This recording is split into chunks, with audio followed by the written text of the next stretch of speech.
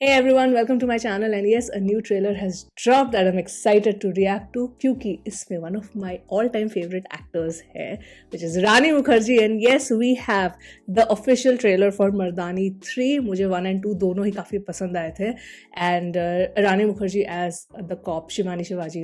She is such a phenomenal actor and as a cop also she was just absolutely a powerhouse here. And it is also very exciting because आजकल तो action और ढिशुम ढिशुम का इतना माहौल चल रहा है तो उसमें amongst all these action packed male led movies we finally are having a female led cop movie and that too a franchisee which is so popular. In fact मर्दानी 2 आई थी 2019 में तो बहुत टाइम हो गया है so that is adding to my excitement even more. So ये end of Jan में release हो रही है so yeah I don't want to delay this any further. Let's watch this trailer right away.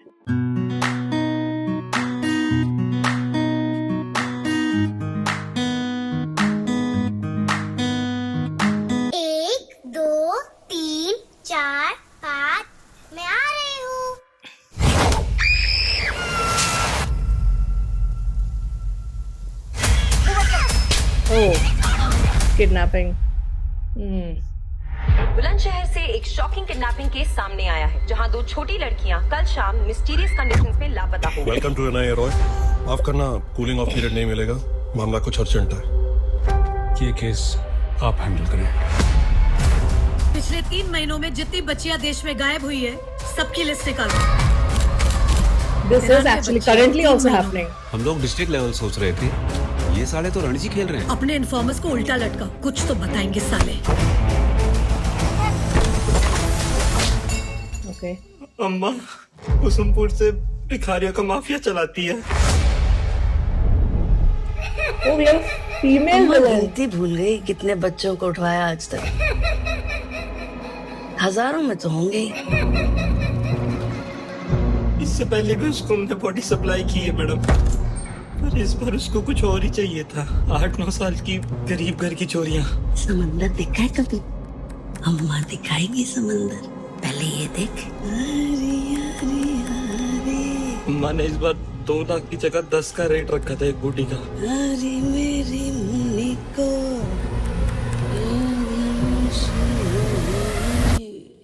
आई शपथ, ये कुतरे साले अपनी पैदाइश को कोसेंगे। आज से आपका एक ही टारगेट है, अम्मा सारे एग्जिट्स पे नाकाबंदी करो। अब अम्मा दिल्ली में नहीं रुकेगी, हर गली हर नुक्कड़ में रेड मारो जहाँ से हमें कुछ पता चल सके। 93 बच्चियाँ 3 महीनों में, 8 से 11 साल की। बेगर माफिया को उम्र से क्या लेना देना? इन बच्चों के साथ कुछ गलत हो रहा है। छोटी वाली नेगेटिव, बड़ी वाली पॉजिटिव, याद रखियो। ये बेगर माफिया या चाइल्ड ट्रैफिकिंग से बहुत बड़ा है। ठीक से दफना दियो, कोई शोर शराबा नहीं। हर सिग्नल से जो कट मेरे पास आता है ना, उस भीख का एक हिस्सा तुम ठुन्नों पर भी जाता है। तुझे नहीं मिला कभी? होती है, कोई 5000 में बेचता है, किसी के 0 बढ़ जाते हैं बस। हो गया तेरा, अब ध्यान से सुन।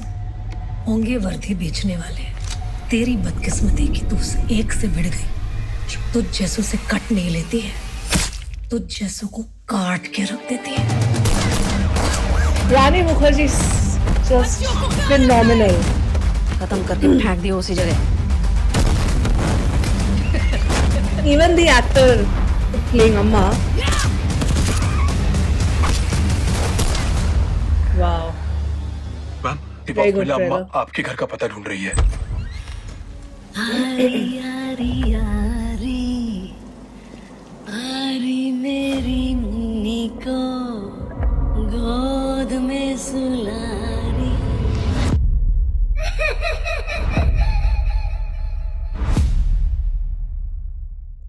This should be, I mean, it looks great. So, yeah, let me stop this. I was just, finding out कि अम्मा जिन्होंने प्ले किया है, so her name is Malika Prasad and she's a renowned, like a very renowned theater artist. Yeah, जिस तरह से उनका screen presence था ना, in fact the way when her entry happens, she's carrying this plastic bag और उसमें एक छोटा बच्चा है which seems to be dead. I mean, yeah, that was traumatizing obviously, but her whole screen presence is phenomenal. Like she's able to portray कि जो ये child trafficking करते हैं they have no empathy. It's just a business for them. Like एक होता है ना कि being a woman you develop empathy and this maternal instinct for the kids, but people like her जो अम्मा का character play कर रहे हैं, they are pure evil, and it says कि it is inspired by true events. And कुछ महीने पहले ये दिल्ली में भी हुआ था. In fact मुंबई में भी अब खबर आ रही है कि a lot of girls are going missing, like in record numbers.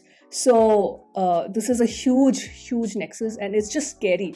Like if you sit and think about what is happening, it's just scary. It's absolutely scary. I cannot even imagine कि इन बच्चियों के जो परिवार वाले हैं पे क्या बीतती है. इनफैक्ट कुछ लोग के तो परिवार भी नहीं होते. They pick up these kids who are vulnerable, who are in the streets.